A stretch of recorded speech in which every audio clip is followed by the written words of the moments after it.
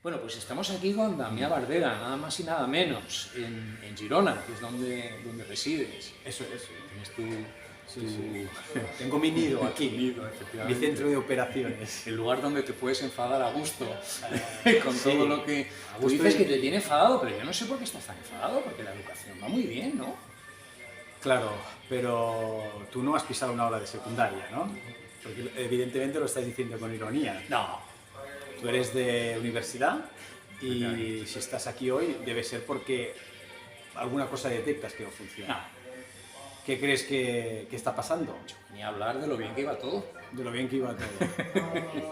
La gamificación, ¿qué pasa? ¿Que no termina de funcionar o qué? A ver, Vamos a darle otro empujoncito, darle sí. otra oportunidad.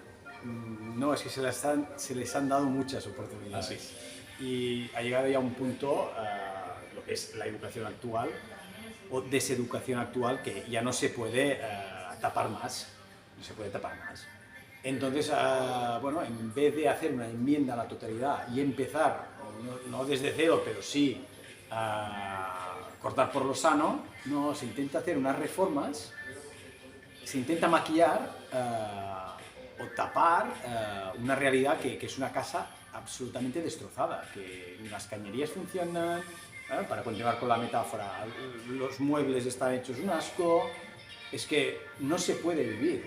Ya no necesitaría una reforma integral, pero ya para hacer una reforma integral pues vamos a hacer una casa nueva, ¿no?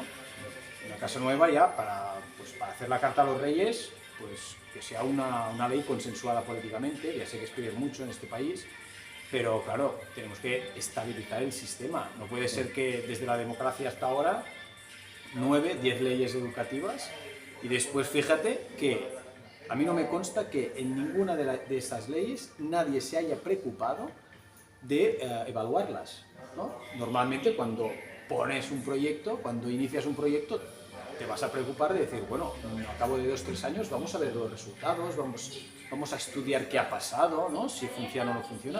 Aquí nadie, absolutamente nadie, se preocupa de evaluar las diferentes leyes educativas y bueno, pues cuando mandan unos salen unas, cuando mandan los otros salen otras leyes y dices, bueno, pero aquí ¿de qué va esto? ¿No? No, no hay un paradigma estable, no, es imposible trabajar así. O sea, entonces tú te declaras resultadista, ¿no? Y a ti lo que te interesa es el resultado, no el proceso, que sea un proceso que estimule las emociones. Uy, ya entiendo por dónde vas. Más que el resultado, a mí lo que me interesa es que haya que la evaluación sea objetiva o como mínimo que podamos ir a una objetividad. Pero es que claro, lo que podríamos llamar pedagogismo, que es esta pedagogía malentendida, ¿no? No quiere que haya procesos de evaluación mínimamente objetivos. Y este es un gran drama, porque bueno, no digo solucionar, pero como mínimo empezar a mejorar el sistema, un requisito, y sería fácil de aplicar, o fácil, o relativamente fácil, sería evaluaciones externas. Si no quieres llamarlo reválidas, porque dice la gente, ¿no? Los pedagogistas dicen, no, es que las reválidas son franquistas. Bueno, perdone, pero existían ya desde el siglo XIX, no van a ser franquistas. Un sistema, es que cualquier sistema o una fábrica de chorizos necesita un proceso de control de calidad. Tú no puedes echar al mercado unos chorizos que están en mal estado, porque después te va a pasar factura, ¿no? Como empresa. Entonces, ¿cómo se explica que tengas un sistema educativo en el que no haya ninguna prueba externa? Hay las competencias básicas, están por ahí, pero da igual, porque aunque no apruebe las competencias básicas, que son muy básicas, que básicamente quiere decir saber leer y escribir, aunque no las apruebe, pueden obtener el título igualmente y pasar de curso. ¿Qué es esto? ¿Dónde están las evaluaciones externas? Pues evaluaciones externas de manera sistemática y periódica, en segundo de primaria, cuarto, sexto, segundo de la ESO y cuarto. Y las de segundo y cuarto de primaria, que si algún alumno, para detectar alumnos que tienen problemas para seguir, y para darles el siguiente curso un soporte cognitivo. No un soporte emocional, esto se hace fuera del aula. Y no digo que no sea importante, no, un soporte cognitivo para estos alumnos. Y los que no aprueben las competencias en sexto y cuarto de la ESO, estos no pueden promocionar. No puede ser que en primero de la ESO te llegue un 40% de alumnos, muchas veces, a veces incluso más, que no sepa leer y escribir, que no tengan ni siquiera las competencias básicas de sexto aprobadas. O sea, me quieres decir que eliminamos los contenidos porque había que dedicarse ahora a las competencias y resulta que las competencias tampoco se enseñan, no, claro, es que se evalúan. Es que la gran trampa es que una competencia no se puede evaluar. Una competencia la tienes o no la tienes. Entonces, una competencia depende de los contenidos previos. Aprender sí se puede evaluar, ¿no? Si el alumno ha aprendido a aprender. A mí el día que me cuenten cómo se hace, yo lo voy a hacer, pero cuando pides concreciones, yo no veo ninguna concreción en ningún sitio. Todo es música de las esferas. ¿Y no será que a lo mejor la ley no prevé esas evaluaciones que tú comentas? Porque como la ley está basada en buenas intenciones y en buenos deseos, a lo mejor no ha pensado que las buenas intenciones hubiera que evaluarlas o medirlas, ¿no? Con buenas intenciones se puede ir al infierno, ¿no? A ver, el asunto es, si tú no sabes leer y escribir, ¿cómo vas a tener la competencia de ser crítico, ¿no? Es que es imposible, porque si no estás entendiendo un texto, tú no puedes tener la competencia de ser competente a la hora de entender un texto. Es que es imposible. Sí, empezar la casa por el tejado. Es una gran mentira. Entonces dices, bueno, las competencias dependen de contenidos previos, ¿no? de un bagaje cultural. Entonces, ¿pero de qué estamos hablando? Y la evaluación de estas competencias ¿cómo se hace? Y entonces la ley, ahora mismo la ley educativa está hecha de tal manera, fíjate que hablan de matemáticas socioemocionales. Pues está hecha de tal manera... ¿Eso qué es? Bueno, no lo sé, a mí que me lo cuenten. Matemáticas socioemocionales, sí, así. Entonces, la ley está hecha de tal manera que si tú suspendes a un alumno, o bueno, el alumno se suspende, ¿no? Si la familia se queja y te viene el inspector, inevitablemente lo vas a tener que aprobar porque es imposible cumplir con todo lo que te dicen que se supone que tienes que hacer en el proceso de evaluación. Es imposible. Entonces el profesor queda desprotegido. Porque no tienes ni idea de qué estás haciendo, no de qué estás haciendo, sino de qué se supone que tendrías que hacer. Claro, entonces dices, bueno, ¿qué estamos haciendo aquí? Es como una ludoteca, ¿no? Como un espacio de jugar y tal, pero, oye, ahí, los chavales, mira, vamos a poner un ejemplo. El niño tiene que aprender a leer en primero de primaria, en segundo ya sabe leer bien y antes de primero pues ya más o menos empieza a leer. Pero si no se aprende en aquel momento, en esta ventana de oportunidad, después estos chavales van a tener problemas. ¿Qué pasa? Que después, y esto es un caso real, tienes una clase de 25 alumnos en primero de la ESO y resulta que tienes 14 con un dictamen de dislexia. 14, de 25. Bueno, ¿estas dislexias son reales? Sí y no. Es decir, no son reales en el sentido de que no hay un tan por ciento de la población, 50% que tenga dislexia, ni mucho menos. Pero ¿qué está pasando aquí? Que estos niños no aprendieron a leer cuando tocaba, porque bueno, pues se pasaron haciendo eso, espirales, rincón del pensar, cosas de estas. Y el alumno va a su ritmo, ¿no? Estas cosas que quedan tan bien, pero después son perversas. Entonces, ¿qué pasa? Que van pasando los cursos, no han aprendido cuando tenían que aprender y entonces se tiene que hacer algo para poderlos aprobar, porque no pueden seguir el ritmo. Entonces se buscan alguna manera para que les puedan hacer una adaptación. Y claro, después dice dislexia. Pero es la palabra que encuentran para justificar que les hagas una adaptación.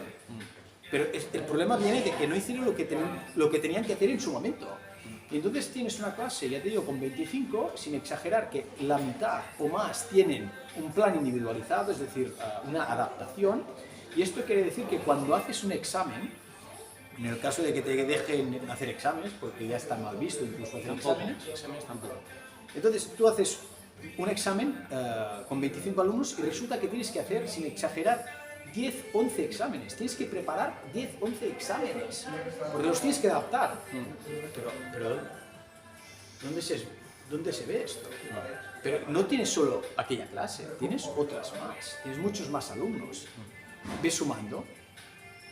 Es absolutamente irracional, no tiene ningún sentido. Y la idea de fondo es que la escuela se tiene que adaptar al alumno. Pero si un profesor tiene 30 alumnos, ¿qué es más razonable? ¿Que el profesor se adapte a los 30? O bueno, yo un año tenía más de 200, ¿no? ¿Qué es más razonable? ¿Que el profesor se adapte al alumno, a los alumnos, o que los alumnos se adapten a la escuela, ¿no? A la institución? Mira, vamos a poner un ejemplo de pedagogismo. El pedagogismo te dice, porque es un discurso muy bonito, muy coherente en su ficción, ¿no? Te dice, el alumno tiene que estar en el centro del aprendizaje, ¿no? Tú tienes que enseñar al alumno a partir de sus intereses. Suena muy bien, ¿no? Esto suena muy bien, pero la pregunta que nos tendríamos que hacer es, muy bien, a partir de los intereses del alumno, ¿qué pasa si el máximo interés de un alumno es ir a tomarse calimochos a la plaza del pueblo? ¿Vamos a hacer un proyecto sobre el calimocho? Porque claro, el alumno, a ver, son adolescentes, tienen los intereses que tienen, ¿no? Y los que hemos tenido todos. Pero precisamente la escuela está para enseñarles algo que por ellos mismos no irían a buscar. ¿Me explico? Entonces, no, claro. No, este discurso de, no, el alumno, el centro del aprendizaje, el profesor como un acompañante. Ya, pero el problema aquí es que a lo mejor, que esto ya le va bien a algunos profesores porque no quieren asumir la responsabilidad de la autoridad es el profesor. Y después desaparece esta autoridad y después resulta que hay bullying, ¿no? Hay descontrol. Bueno, claro, es que si hay descontrol, entonces toma las riendas el más bestia, claro. el que humilla, el que agrede, el que acosa. ¿Y qué vamos a hacer con esto? Hay muchos institutos que este tipo de alumnado los sacas de clase y te los devuelven. Dirección te los devuelve. O sea, los tienes que tener allí cuando estás sufriendo por tu integridad física. Que incluso te da miedo girarte para escribir a la pizarra porque a lo mejor te tiran algo. Y los tienes que aguantar ahí dentro. Pero ¿cómo te queda el cuerpo, no? Madre mía, a mí de momento se me está quedando fatal. 42 años. No sé si puedo decir tu edad, pero ya la he dicho. Vale, con 42 años. ¿Tú llegaste en algún momento con la idea de que esto iba a ser distinto? ¿O sabías desde el principio que iba a ser así? ¿Llegaste con ganas, pero luego la realidad fue un poco desengañando? No sé, cuéntame. A ver... Porque tú no, quiero decir que tú no has conocido lo anterior a esto, prácticamente, ¿no? Yo hice séptimo y octavo y después ya hice tercero y cuarto de la ESO. Es decir... Claro, ya te pilló ahí. Sí, en el ¿En qué momento impasse. te desencantas? A ver, yo cuando... es que además yo fui muy mal estudiante. A mí me expulsaron y estudié posteriormente el bachillerato nocturno. Y entiendo, los considerados malos alumnos, entiendo más a estos que no los que sacan 10, pero bueno. No, yo no era un ingenuo, yo ya sabía, en fin, lo que había, ¿no? Pero yo tenía mucha ilusión y a mí cuando volví a estudiar, cuando retomé los estudios, a mí los libros me salvaron. Los libros, la cultura. Y claro, cuando después de hacer la carrera, el doctorado, también he podido escribir libros, pues la intención era de decir, oye, yo quiero acción, quiero esto que yo sé, quiero transmitirlo, ¿no? Claro, había mucha ilusión, mucha pasión, y yo ya veía que no era un ingenuo, ya veía que aquello no iba mal, nunca me lo he creído, pero piensas, esto está fatal, pero la ilusión puede al principio, ¿no? Pero claro, cada año es como que la realidad te va desgastando, te va limando, y al final sí, y está muy bien que los alumnos incluso te agradezcan tus clases y tal, pero llega un punto en el que la balanza está demasiado desequilibrada. Y ya no es que pierdas la vocación, porque si tienes vocación siempre la tienes, va contigo, pero sí que pierdes la ilusión, porque respirar en un clima contaminado, al final acabas poniéndote enfermo si no... El chapapote te llega, ¿no? Claro, estás respirando un clima viciado y ves que no hay ninguna intención de mejorar el sistema desde las instancias políticas, ninguna intención, y al final llegas a la conclusión, yo llegué a la conclusión que para que unos pocos vivan bien o muy bien, somos muchos los que tenemos que pringar. Y a mí que me tomen el pelo, pues ya no tengo más ganas que me tomen el pelo, la verdad. Y claro, esto desencanta muchísimo. ¿También estás quemado? Sí, yo creo que sí, sí. No de hacer clases, ¿eh? O sea, a mí dar clases me gusta, siempre he tenido buen trato con el alumnado, pero si entiendes por quemado el hecho de estarte planteando cambiar de trabajo, sí, me estoy planteando cambiar de trabajo. De hecho, actualmente estoy a media jornada en el instituto y la otra media jornada trabajo de otras cosas, ¿no? Y me sabe mal por los alumnos, pero es que claro, también uno tiene que mirar por su salud mental. ¿Tú conoces a Alex Torio de Barcelona? Sí, sí. Bueno, él no lo ha dejado a medias. No, él ha sido más... también lleva más años que yo, ¿eh? Sí, porque es un poquito mayor que tú. Sí, sí, sí. Es mayor y creo que incluso empezó antes. Yo empecé a los 30 o así. Sí, incluso, bueno, hemos hablado y teníamos un proyecto que es un programa de radio para dar voz a la trinchera educativa, ¿no? Es decir, aquí, o al menos en Cataluña, pero tengo la sensación de que es bastante común, los últimos 10-15 años, el relato ha estado ocupado, ha estado monopolizado, sí, por los pedagogistas, fundaciones de estas que se arriman al poder, pero de este tipo de discurso, ¿no? Sí, sí. Estos son las trincheras, realmente, lo que estamos haciendo de aquí. Lo que estamos haciendo aquí son las trincheras. De hecho, y aprovecho también para decir que el ruido que se podrá escuchar de fondo probablemente en esta entrevista viene de que nosotros no tenemos financiación para hacer esto. Es decir, a diferencia de lo que ocurre con otras personas que tienen otra visión de la educación y que pueden permitirse hacer esto mismo en un plato, sin ruido y sin molestia. Nosotros somos la resistencia, entonces lo hacemos donde podemos. Y me gustaría ver si cuántos de estos entran en un aula. Porque claro, te dan consejos, pero ellos no entran en el aula. ¿Consejos? Bueno, consejos o directamente... El BOE, ¿no? Te dan el BOE, ¿no? Sí, no sé qué te dan, no sé, pero... El BOE con todo puesto. Sí, sí, todo puesto y se supone que tú... Claro, el papel lo aguanta todo. El papel lo aguanta todo. Pero después el que tiene que pringar, el que tiene que dar la cara eres tú. Entonces, el que tendrá el problema eres tú, ellos no. Y claro, no sé... Bueno, sería interesante esto, un programa de radio que diera voz al profesorado de trinchera. Pero al tanto porque este relato, que lo han monopolizado durante 15 años, se está resquebrajando. Ya hay síntomas. Incluso hace poco el periódico dedicó el tema del día a cuestiones de educación y ya un pedagogo, de estos que no han pisado ningún aula, pero ya dijo que, claro, descubrió el Mediterráneo, dice, tendríamos que volver a lo de tomar apuntes a mano, aquello no estaba tan mal, ¿no?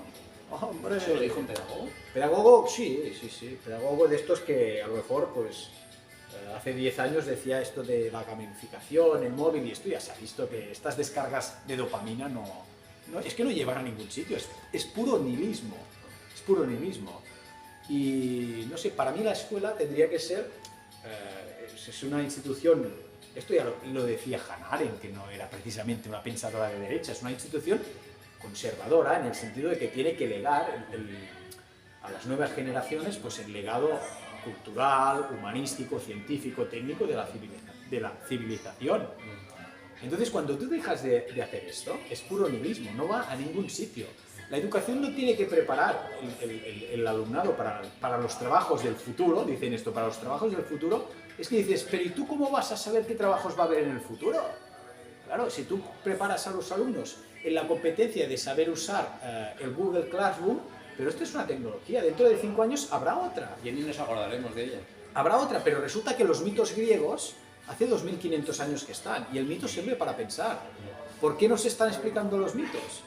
Trabajar con el mito y tal. Pues este legado humanístico, desde el momento en el que le estamos dando la espalda, es puro nihilismo, es pura alienación, pero te lo venden como algo emancipativo. ¿Pero qué me estás contando? Pero si además estás dando todos los datos de los alumnos a empresas privadas como Google, cada día que se conectan ahí, incluso son incapaces de hacer un sistema público de Internet, ¿no?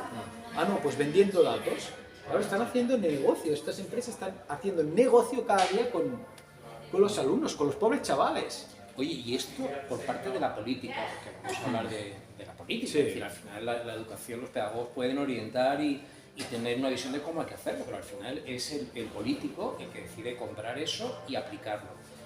Por parte de la política, ¿esto es mala fe, es torpeza, es ingenuidad, es todo mezclado?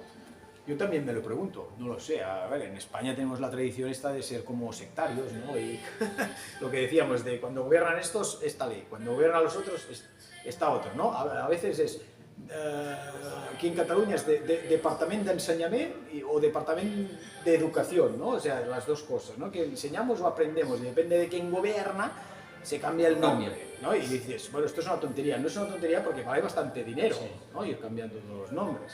Pero bueno, lo que quería decir, los políticos, al fin y al cabo, o sea, a lo mejor sí que han trabajado, son docentes y saben lo que hay, pero la inmensa mayoría no tienen ni idea de lo que está pasando en la educación. Por lo tanto, si hubiera una respuesta ciudadana, o sea, si los políticos viesen que realmente la educación y que la gente se preocupa de esto, ¿no? Y que la gente dice, oye, queremos otro tipo de educación, basta ya de lo que tenemos, claro, después a lo mejor se pondrían las pilas. Pero si aquí la gente no se queja, o se queja con la boca pequeña, porque claro, hay mucha gente que, mira, mientras estén allí guardados, Pero ¿no? la gente, yo pienso que para quejarse tiene también que saber lo que está pasando. Si Sí. yo pido una cita para el médico y me la dan para dentro de un año, nadie me tiene que explicar que es un tiempo inasumible en una cita médica. Pero cuando yo dejo a mis hijos en la puerta del instituto, del colegio, de lo que sea, se van con su mochila, con libros, con tal, vuelven a una determinada hora, no tengo por qué saber lo que está pasando dentro o si está pasando algo o no. Pero hay síntomas, ¿eh? A mí me consta que hay comunidades de padres que se han organizado para dar clases a sus hijos, fuera del horario lectivo. Para dar clases, ¿eh? Eso está muy bien. Es decir, sí, para enseñar, porque la escuela ya no está enseñando, no enseña prácticamente nada. Van allí a socializar y a estar ahí guardados y a hablar de sus emociones, ¿no? Y de cómo se sienten y cómo se dejan de sentir y a hablar de su felicidad. Pero esto es básicamente engañarlos. Pero la escuela no está haciendo su labor. Entonces todo es como muy... También, ni siquiera en esto de las emociones que tú dices. Ah, no, ni siquiera en esto, claro, es que es el gran engaño, ni siquiera en esto. Porque... Y yo el calimocho y las emociones controladas no lo termino de ver que vayan No, juntos, ¿no? es que han convertido las escuelas en una especie de... como una mezcla rara entre espacio de diversión y espacio de narcisismo emocional, ¿no? En el que el alumno siempre tiene que hablar de... Pero claro, si tú como profesor, porque yo también, a mí me gusta ser un chamán, ¿no? Y hacer... algún día voy a llevar ahí el peyote, pero bueno, que después no me pase nada, ¿no? Entonces estás ahí peyote, se pegan el gran viaje y... Ya tenemos el titular. Sí, ahí las emociones, claro, van a flipar y va a ser una actividad que, vamos, pero yo después no me responsabilizo de los malos viajes que puede haber, ¿me explico? Entonces, todos tenemos una mochila llena de traumas, de unos más y otros menos, pero todos tenemos nuestra mochila. Entonces, ¿qué pasa? Que si tú entras en el aula y empiezas a tocar estas teclas sin la formación, porque no somos psicólogos, claro, esto es material delicado, ¿eh? Y tienes 25 o 30 alumnos. Tienes alumnos que si les haces casos reales, o sea, si les dices, bueno, un minuto, cerrad los ojos, pues hay alumnos que a los 20 segundos tienen que abrir los ojos porque están llorando, o sea, que conectan con algo. A ver, la salud mental de los alumnos no está pasando por su mejor momento. Pues la solución a lo mejor es, los sacas del aula, los tratas individualmente, pero el aula ordinaria no es el lugar para hacer estos circos. Pero si los sacas, segregas, ¿no? ¿Eh? Si los sacas del aula, estás segregando. Sí, ¿no? bueno, claro, es que si tú... Pero es que aquí podemos jugar con las palabras, segregando. Bueno, también puedes decir, les estás ayudando con un soporte emocional. Claro, es que al final podemos jugar con las palabras. No sé, escuela inclusiva, esto es el gran concepto mágico, ¿no? Pero bueno, ¿qué quiere decir escuela inclusiva? Porque si no están ahí los recursos para incluir alumnos, esto no es inclusión ni es nada, esto es dejar ahí para que, no sé, que estén ahí más o menos guardados, que haya una paz relativa y ya está, o sea, es una gran mentira. Mira, ahora que hablamos de segregar, hay un tan por ciento del alumnado muy pequeño, hablamos de máximo un 5%, pero que son alumnos, y todo el que ha trabajado de profesor sabe a qué tipo de alumnado me estoy refiriendo. Hay alumnos que son infumables. No entro en los motivos de por qué se comportan como se comportan, los llaman conductuales, pero estos alumnos necesitan otro tipo de escolarización, porque es que agreden, humillan, sus compañeros están ya hartos de ellos, el profesor teme por su seguridad física, son tremendos. Y no entro a valorar qué les ha pasado en la vida. Pero estos alumnos requerirían un centro aparte con carácter reversible, esto es importante, con carácter reversible, que vayan a estos centros. De hecho ya tienes centros construidos, pues dedicar un centro de cada 10, 12 centros, dedicas uno a este tipo de alumnado, con profesor motivado, formado para hacer esto, pagándoles incluso más, con personal de seguridad, y que vayan allí a aprender las normas básicas de conducta. Y cuando hayan aprendido las normas básicas, que vuelvan al instituto normal. Te vendrá un pedagogista y te dirá, claro, estos son reformatorios. Bueno, pues para mí son institutos de mejora educativa. Además, incluso pueden ir ellos, los pedagogos, allí enseñando. Sí, si tanto les gusta, que vayan ellos. Y después, ya que estamos de propuestas, pues fíjate, de 12 institutos que ya están construidos, destinas uno a esto y después 2 los puedes destinar a hacer centros de alto rendimiento artístico y cultural, pero que los alumnos entren por capacidades, no por dinero, ¿no? Y entonces el alumno que en casa no tiene dinero, pues que vaya absolutamente becado. Y en estos institutos, pues que se dé caña, y al menos estos tendrán una formación y el día de mañana podrán asumir responsabilidades políticas y representar a su comunidad, porque hoy día el alumno que no tiene recursos en casa es un alumno que está sentenciado, porque en la escuela no va a aprender nada de lo que después le podría servir para asumir, pues, eso, ¿no? Representación política. Ya está, pues así. O sea, tenemos ya la solución aquí. El problema es una posible solución. Claro, es decir, la cuestión, yo supongo que nadie tiene él solo la solución a nada. El problema es que yo, pero corrígeme si tú lo ves de otra manera, yo no veo que haya un debate educativo en la sociedad, ni siquiera en el ámbito de la política, porque tú antes has mencionado que la izquierda o la derecha, ¿realmente hay una política de izquierda y una política de derecha en educación? Porque si la hay, yo no la termino de ver. A ver, yo creo, y a mí me parece bastante razonable lo que voy a decir, pero creo que la educación es algo demasiado importante como para dejarlo en manos de la política. O sea, es decir, la educación claro que la educación tiene un componente político, obviamente, pero la educación para mí es algo prepolítico, en el sentido de que si tú no das una formación a los ciudadanos, es que no hace falta hablar de izquierdas o derechas, porque no van a saber nada. Es decir, se les da una formación y después ya hablaremos de si somos más de izquierdas o de derechas, pero aquí tendría que haber un pacto nacional por la educación, y punto. Y ya está, y nos vamos a poner de acuerdo y Damián, con una cuestión de base. No puede ser que lo haya. ¿Perdona? No puede ser que lo haya, porque es raro decir que en 35 años de la LOCSE, bueno, es decir, esto sigue así, nadie ha propuesto cambiar nada. Sí es cierto que el PP, en fin, con mucha pereza, en algún momento sí parece que intentó hacer algo, pero luego ya se arrepintió y lo dejó. Sí. Es decir, que yo no veo que realmente haya que haya alternativas. Es decir, siempre es lo mismo. En Andalucía lleva 6-7 años gobernando la derecha. La política educativa es exactamente la misma. Es que esto es lo desesperante. Es que aquí al final parece como que hay una especie de inercia de carácter neoliberal, vamos a decirlo así, neoliberal tecnofeudalista, que al final dices, bueno, la inteligencia artificial, ¿qué va a conseguir? Que a lo mejor pues haya, no sé, un tercio de la población como mínimo que no trabaje. Entonces, si tú tienes un tercio de la población que no trabaja y esta gente está formada, esto va a ser un problema social muy grave. Entonces, oye, mejor tenerlos ahí que no hayan aprendido nada, que no sean muy conscientes de sus derechos, que los pueda contractar Amazon por horas y que les des una paga a final de mes y que se conecten al Netflix, ya está, y no te la van a liar, ¿no? Y entonces dices, es que es como una especie de inercia, y el que tenga dinero, pues ya se va a poder permitir una educación de calidad. Al final, el único que se va a poder permitir una educación más o menos digna será el que tenga dinero. Y vamos hasta aquí, ¿no? O sea que al final no es que nos haya salido mal, nos ha salido bien. Es decir, nos ha salido exactamente como se pretendía que saliera, ¿no?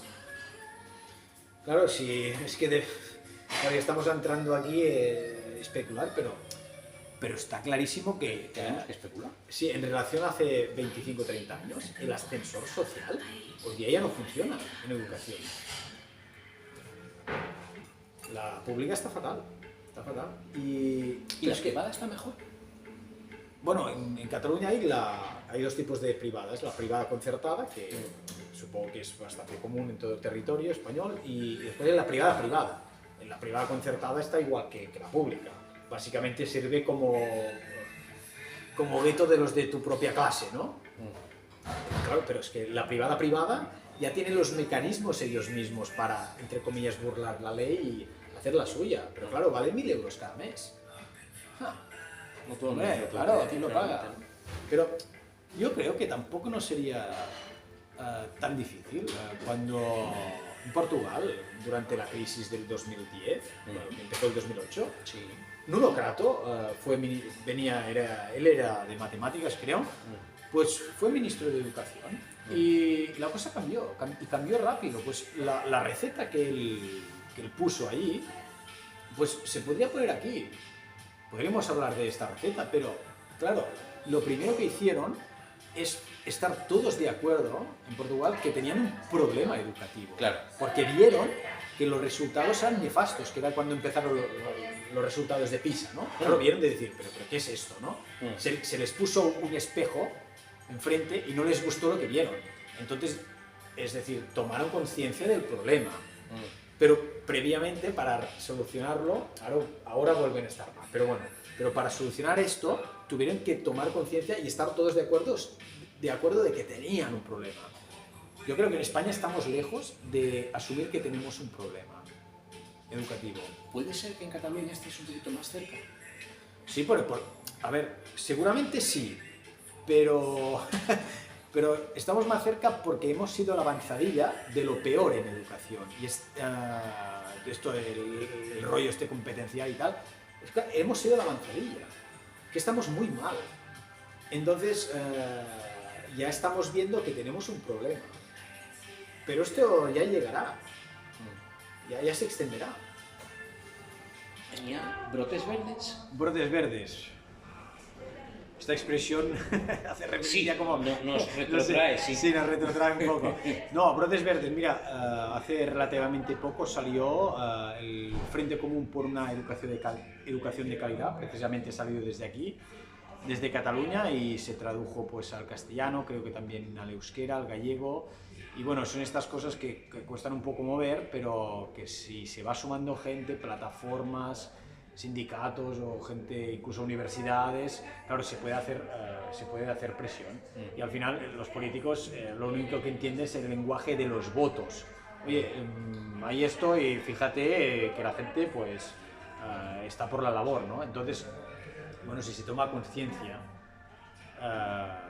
pues creo que algún tipo de esperanza hay, pero se tiene que tomar conciencia y espero a toda esta gente que ha arruinado la educación, pues hombre, que asuma alguna responsabilidad, ¿no? Porque es que es que no quieren asumir ningún tipo de responsabilidad, este es el asunto, ningún tipo de responsabilidad, pero hombre, alguna tendrán, ¿no?, de responsabilidad en lo que ha pasado. Claro, y fíjate, yo no te quiero yo pinchar la burbuja, pero déjame que haga un poquito de abogado del diablo. Vale, es decir, imaginemos que esto ocurre, ¿no? Es decir, que la sociedad toma conciencia de que así no podemos seguir y que a esto hay que darle un cambio. ¿Qué hacemos ahora con todos los pedagogos, con todas las plataformas, con todos los observatorios, con todas las fundaciones, con todas las tecnológicas que invierten un montón de dinero en investigación de este tipo? ¿Qué hacemos con esas facultades de pedagogía que tendríamos prácticamente que cerrar o reconvertir? Es decir, ¿qué hacemos con toda esta gente? ¿La mandamos a la España vaciada, a repoblar? Sí. ¿O cómo hacemos? ¿Qué hacemos con los pedagogos? ¿Dónde los mandamos? Claro, no son uno ni dos, la mía, son muchos. Es decir, ¿qué hacemos con toda esta gente? Que han construido una carrera académica Sí. en base a qué se me ocurrió anoche, en qué lo reconvertimos ahora. Bueno, podrían venir a dar clase. No sé, ¿no? Es que... Pero ellos son expertos en educación. Claro. Vamos a pedir que den clase. Ya. Ellos son metacognitivos, ¿no? Que dicen, pues no sé, pues les puedes pagar algo para que piensen que pueden hacer, ¿no? Pero, o sea, lo que está claro es que esta gente tiene que sacar ya las manos de educación. Esto está clarísimo. Del pastel, dilo. Sí, del pastel. tienen que sacar las manos. No se olviden que esto es muy lucrativo. Sí, y hay fundaciones, aquí en Cataluña tenemos la Fundación Bofill, que mueve 80 millones de euros al año. Una fundación sin ánimo de lucro resulta que tiene 11 pisos turísticos en Barcelona. ¿Ah, sí? Sí, y se les ha dicho por activa y por pasiva, yo he pedido públicamente que den explicaciones. Nunca dan explicaciones, fíjate, estos pedagogistas nunca dan explicaciones, pides un debate público con ellos, nunca se presentan, no quieren venir, pero es que claro, es que tienen un negocio montado con el tema de la educación. Y aquí hay mucho dinero en juego y sí hay carreras o pseudocarreras académicas que van por ahí, pero... Es que no estamos hablando de dos opiniones. No, Estamos hablando y además de están David coordinados, Claro. Yo, cuando saqué el libro, al cabo de poco, claro, se dio ahí un revuelo, ¿no? Pues llegaron a firmar un manifiesto en mi contra, y si veías los que firmaban el manifiesto, eran las patums, ¿no? Eran 50 había o así, un poco más, pero todos tenían cargo. Decano de no sé qué, de pedagogía, ¿eh? Pero no pisaban aula. No, son como los inspectores que no sé exactamente qué hacen.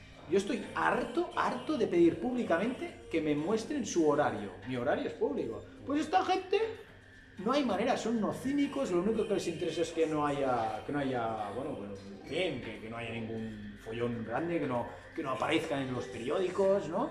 En los medios de comunicación. Han ido haciendo carrera, pues, politiqueando, ¿no? Pues nadando y guardando la ropa, no quieren follones. ¿Pero qué hacen?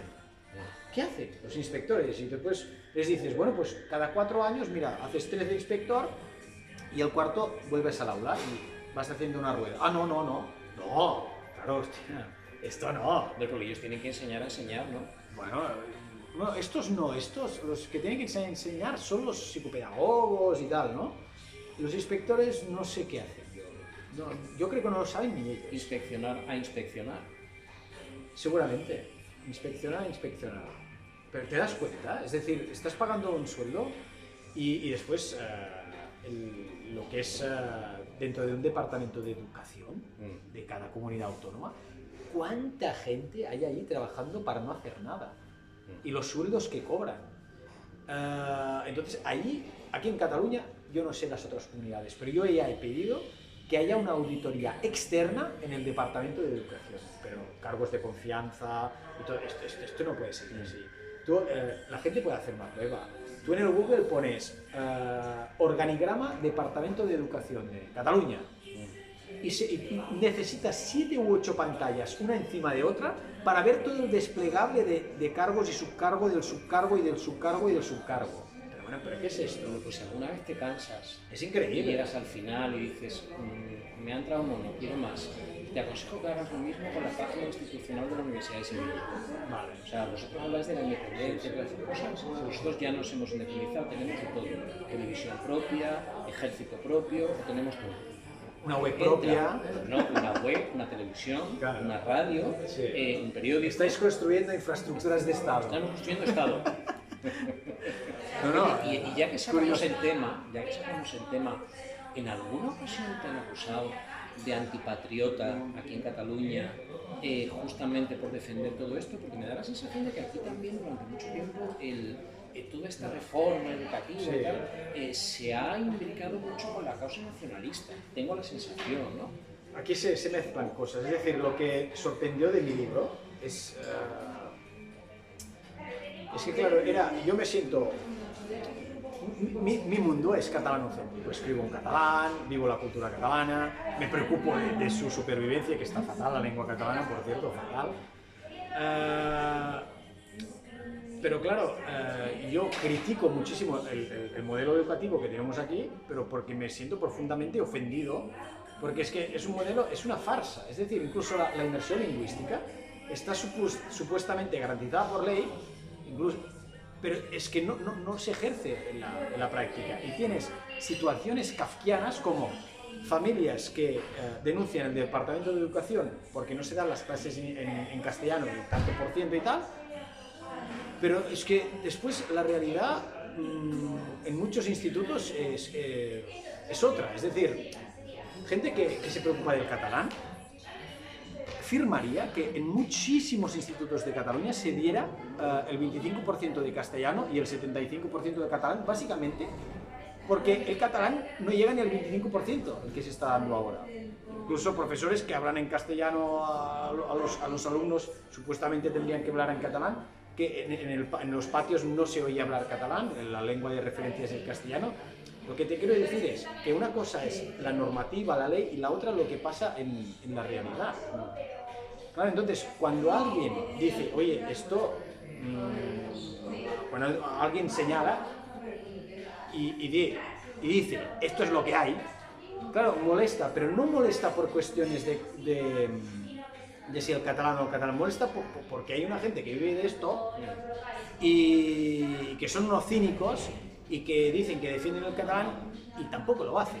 Es que no sé si me estoy explicando. O sea, es la gran mentira. Bueno, como todos los políticos, ¿no? La gran mentira. Instrumentalizan las lenguas, la educación, Sí. todo.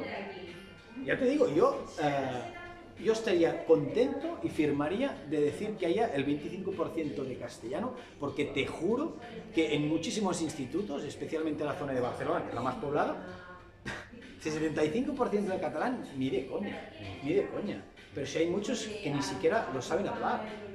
Por un alumno que tú encuentras que domina el catalán y no domina el castellano, que yo creo que ahora mismo, yo creo que ya no queda ninguno, incluso ni en la Cataluña profunda, es que por uno que te puedes encontrar así, hay 100 que es al revés. Y después hay en los juzgados, que si el tan por ciento de catalán, no sé qué, no sé cuántos. Bueno, no sé, yo creo que lo que ha molestado es decir, hostia, un tipo que no lo podemos acusar de españolista, que resulta que nos critica de manera... Claro, a eso me refiero. Sí, pero... sí. La crítica es fácil, ¿eh? Claro, la crítica fácil, no, es que este es españolista. Y normalmente la crítica era el argumento fácil, ¿no? Porque Vox no te termina de gustar como partido político. No, hombre, a ver, tampoco quiero entrar en política, en el sentido de que creo que la educación es demasiado importante como para es como prepolítica. No, y te intentan instrumentalizar. A mí me han dicho que, yo que sé, que si Alianza Catalana o lo que sea, ¿no? Pero es que no quiero entrar aquí, ¿no? No quiero entrar aquí. Damián, estamos terminando. Yo me quedaría mucho tiempo hablando contigo. Sí, no. Lo que pasa es que sobre todo tengo un poco de miedo por ti porque te estás haciendo una cantidad de amigos impresionante. Ah, sí, pero bueno, a mí me da igual. Sí. Estás haciendo amigos a mogollón, como dice la gente joven ahora.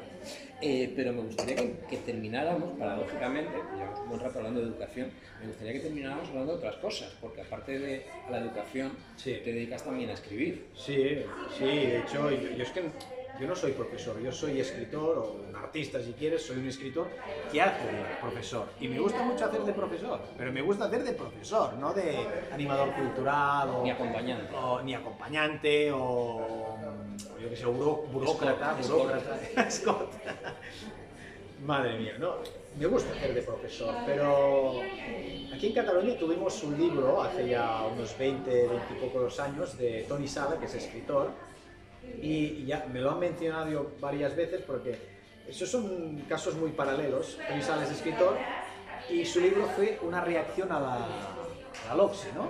Y el mío a lo mejor es una reacción a las competencias básicas. Pero claro, son dos casos parecidos porque es un escritor que está allí y se lo puede mirar como desde lejos, ¿no? O desde fuera, aunque esté dentro. Y entonces pasa esto y como yo tenía, por por mi bagaje cultural, literario, las herramientas y la mirada hacia esta realidad educativa, pues después sale un libro. Y el libro, yo quedé sorprendido porque no me costó ni una cuarta parte de escribir que el resto de libros, que tengo 14 libros publicados, no me costó ni una cuarta parte porque yo no creé ningún mundo en este libro. Yo dije lo que había. Y después que fue un encargo. Entonces yo quedé sorprendido porque Incompetencias Básicas es un libro de expresión literaria, de expresión de una expresión de mi radical subjetividad, de mi ira, de mi enfado, de mi desesperación con este sistema. Pero claro, no era un libro de análisis del sistema educativo, no, era un libro de expresión literaria. Pero ¿qué pasa? Que resulta que este hartazgo mío, radicalmente subjetivo, es compartido por muchos. Mayoritario, bueno, en secundaria yo creo que es mayoritario. Entonces, ¿qué pasa? Que este libro, bueno, pues pulsa algún malestar profundo, aunque provenga de una radicalidad subjetiva. Pero no era un libro de intentar analizar, no, yo me expresé. Es un libro profundamente literario. ¿Te sorprendió la reacción de los compañeros? Bueno, los compañeros... No me refiero exactamente en el centro, en el que vale. estés, sino en general Sí. los compañeros de profesión, ¿no? Yo quedé sorprendido de que había muchísima gente que lo veía como yo y me mandaban todavía ahora mails y se ponían en contacto conmigo y tal, y siempre los he contestado a todos. Sí, me sorprendió mucho. Lo que pasa es que también me di cuenta con el tiempo, a ver, tampoco he hecho corporativismo, esto es una cosa que también ha sorprendido, ¿no? Este ha atacado a los inspectores, que era un colectivo que no se podía atacar, intocable, y tampoco ha hecho corporativismo, porque también me quejo del tipo de profesores que tenemos y a unos que entran, ¿no? Pero también me he dado cuenta que en el profesorado hay una especie de preselección, y me explico. No es un problema, al menos en secundaria, de lucidez. La gente, los profesores ya ven que esto no funciona, que esto no pita, que esto es un desastre. Es un problema de valentía, de coraje. Entonces, el profesor, esta preselección, si te fijas, ¿cuál es o sea, qué perfil de estudiante tenía el profesor cuando era estudiante? Normalmente eran estudiantes que hacían los deberes, que no molestaban, que cumplían, ¿no? Eran este perfil. Entonces, son estos los que terminan siendo profesores. Pero lo que tiene que aguantar un profesor, de humillaciones, vejaciones, todo esto, en otras profesiones, es que no aguantaría ni una cuarta parte. Pero claro, el profesor carga. Es un problema de valentía, ya lo ve. Lo que pasa que, claro, ya vienen de esta preselección. Fíjate qué rol tenían cuando eran estudiantes. Es que claro, no falla, 2 más 2 son 4. Yo lo he visto.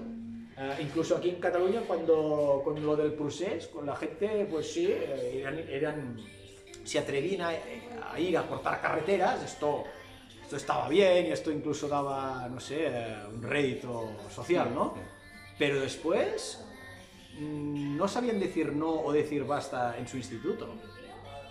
Claro, entonces yo lo que echo de menos, bueno, no lo echo de menos porque no lo he visto nunca, ¿no? Pero lo que me gustaría que hubiera sería el gesto. No la palabra y el análisis de lo que hay, no, el gesto. De decir, pues no me da la gana, no voy a firmar ningún plan individualizado más. Y después hay otra cosa divertida, que es, a mí no me ha venido nunca el inspector, pero si algún día me viene, aquello que te encierran, se les puede decir, oye, todo esto que me está diciendo, todo esto está muy bien, pero me lo dejas por escrito, me lo dejas por escrito, a ver si te lo va a dejar por escrito. Hombre. Sí, totalmente. Pero falta valentía. Sí, falta yo creo valentía. que también, es decir, tampoco podemos pretender que todo este colectivo son santos y santas, ¿no? Es decir, yo creo que también llega un momento en el que cuando miras hacia otro lado te vuelves cómplice en cierta medida de lo que está pasando. Bueno, claro, yo tenía mala conciencia. El libro es en gran parte el resultado de esta mala conciencia. Yo con el trabajo de profesor, he tenido que hacer un proceso de duelo, ¿no? No sé si es duelo o luto, no, proceso de duelo, ¿no? Y ha sido largo. Lo que pasa es que ahora ya lo tengo asimilado, ya estoy de vuelta de todo, pero ha sido duro porque era un trabajo que para mí pues estructuraba parte de mi vida, de mi psique, ¿no? De mi identidad, y entonces ha sido duro verte reconvertido, que te quieran reconvertir en un animador cultural. A mí es que no me da la gana, es que mi ser se rebota contra esto, ¿no? Es que no lo puedo digerir, no me gusta verme como animador cultural, como mero acompañante, es que no me da la gana. Antes prefiero dejar este trabajo que verme así, y tampoco no quiero ser un profesor amargado, porque es que los alumnos no se lo merecen. Por eso, bueno, media jornada estoy bien. Cuéntanos un poquito lo que estás haciendo ahora. Me refiero fuera del Sí, ámbito no, educativo, hago de todo. Claro, yo tengo una trayectoria como escritor, o si quieres como, no sé, como ensayista o ¿Cuál es el intelectual. próximo libro? ¿Cuál está? Sí, mira, ahora este noviembre, este otoño, se va a reeditar mi única novela, mi primera y única novela. Yo soy básicamente escritor de cuentos, no cuentos para niños, ¿eh? Entonces se va a reeditar mi única novela, que es del 2015, entonces 10 años después, ¿no? Y me hace mucha ilusión. Vila del Sac se titula. Yo tengo una obsesión con el hombre del sapo, pues Vila del Sac. Y bueno, pues entre publicación de libros también escribo artículos, ensayos, colaboro con la radio, alguna vez he ido a hacer tertulias, hago cursos de estoicismo incluso, estoicismo... A pesar de que vas a hacer cursos de formación del profesorado. Bueno, si me lo piden lo haré, pero lo que no voy a hacer serán cursos de este tipo de... En fin, si voy a hacer un curso de profesorado sea algo que tenga que ver con una materia, ¿no? Gamificación todavía no me he puesto en ello, ¿no?